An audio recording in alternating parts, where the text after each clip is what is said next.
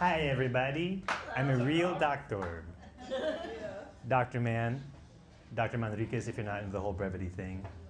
But actually, Dr. Manriquez is my mother's name, right? You can call me Luis. And she's here tonight. Dr. Manriquez Classic. Yeah. All right, settle down, settle down. Nobody cares about the patriarchy. Nobody that matters, anyway. So I'm really glad to be with you all tonight. I had a bad day at work, and not just like a regular bad day in the office. Like, here's a bad day in the office. It's like, somebody drank my La Croix, or LaCroix, you know, the bubbly water. Anyway, someone drank my La Croix, even though it was clearly marked with my name on it in the refrigerator, and I was looking forward to it all day. Why do people do things like that? That's an office bad day. I had a doctor bad day. Okay, there was a code blue, and I was doing CPR on this dead guy, because you do know you don't do CPR on the living, you do it on the dead in the hopes that the light will return behind their eyes. And the way this man let me know that he was back in the land of the living was when I bent over him to give him rescue breaths, and he threw up in my mouth. Taco Bell. Yuck. Yeah. It was so gross I had to drink a La Croix just to get the taste out of my mouth. Speaking of bad days at work for a doctor, anybody seen this show, The Pit? Anyone seen The Pit?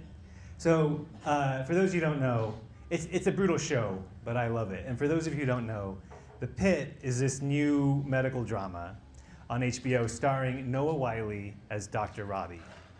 Now, when I was a teenager, Noah Wyle was the young heartthrob doctor on the show ER.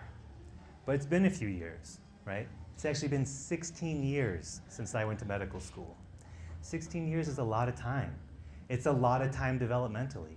16 years is how long it takes an infant to develop the capacity to ask people to buy it cigarettes.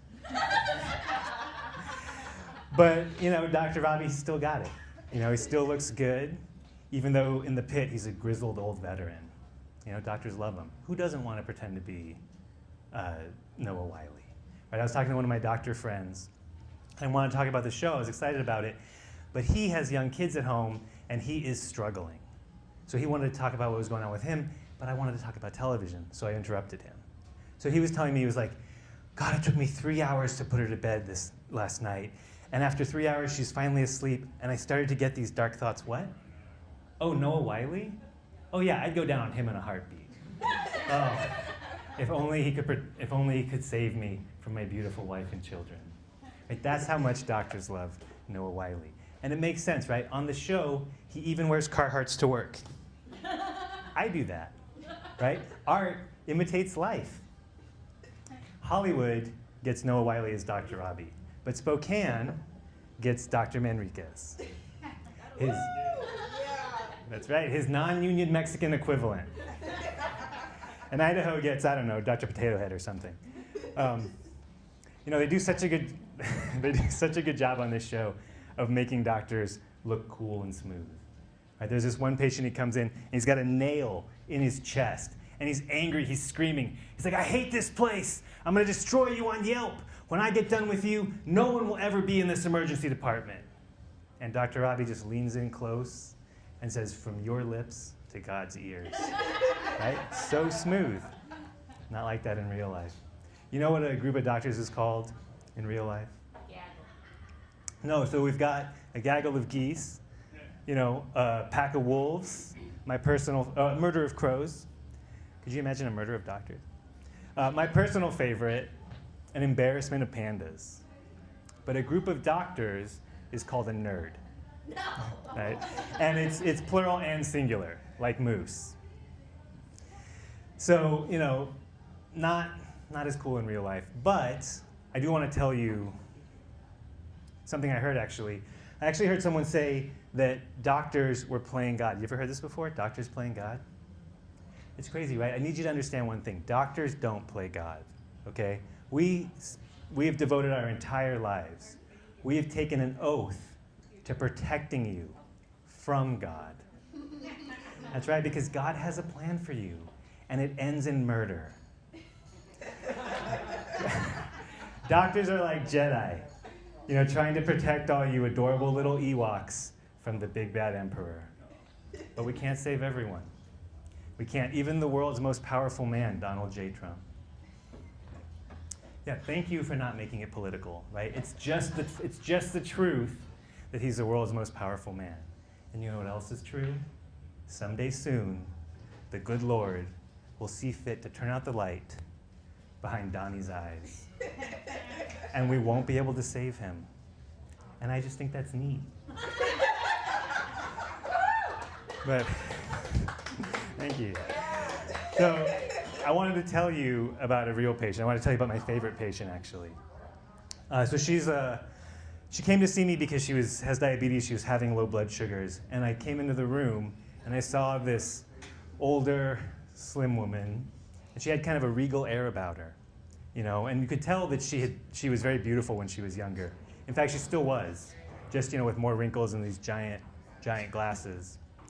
And so I was going to ask her, you know, what do your blood sugars look like? And she handed me this notebook. She says, I keep my blood sugars in there. And as she handed me the notebook, she kissed my hand.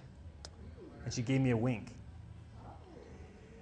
It's inappropriate, sure, but then I thought, you know, this is a beautiful woman. How many times in her life has she had to put up with the unwanted advances of a man? Right? How many times? So in her golden age, in her golden years, I feel like she's deserved, nay, she has earned the right to enjoy one of man's great pleasures in life, which is treating other people as sex objects. So I start looking at her notebook, and it doesn't make sense. She's missing doses, and she's doubling up, and so I turn the page, and now there's question marks in the margins, and I turn the page again, and it's just full of pictures of dicks, just full of dicks. And then I realized what she's been recording is not her blood sugars. It's her descent into dementia. I know. And so I looked up at her, and I could see that there was a little bit of fear in her eyes, because she realized she was losing herself too. And in the reflection in her glasses, I could see the sadness in my own eyes as I realized just how much my hair is thinning. So she's crying, and I'm crying. Different reasons, but it's still an honest emotion. You know, just two people trapped in God's plan. And then she wipes her tears. She says, cheer up, Doc. And she pushes a note into my hand, and she grabs my crotch hard. I couldn't believe it. How presidential of her. Right? She grabbed me by the pussy. But I appreciated it because, you know, once a man gets to a certain age, he wants to know he's still got it. So I was touched, literally. And that note, I still keep it in my wallet. She said, dearest, don't worry about me. God never gives you more than you can handle. Looks like he gave you more than I can handle, lover. Wink. It says wink, and there's a picture of a dick. Oh my goodness. So, you know, that's real life, right? Real life, doctors are not that cool. But every once in a while, we do get to have our hero moment. Like one time I had this patient come in. She had been scratching at her skull. She had this neurologic problem, and she had scratched it down to the bone. So she just had this bone showing, and I realized this is my chance. I can be the hero. And so I steeled myself up. I got ready. I walked into the room, and I said, and when I came to, a nurse was standing over me. And she said, what's the matter, doctor? One patient's not enough for you? And she helped me up. And as she helped me up, she leaned over and whispered into my ear, I know you drank my liqueur.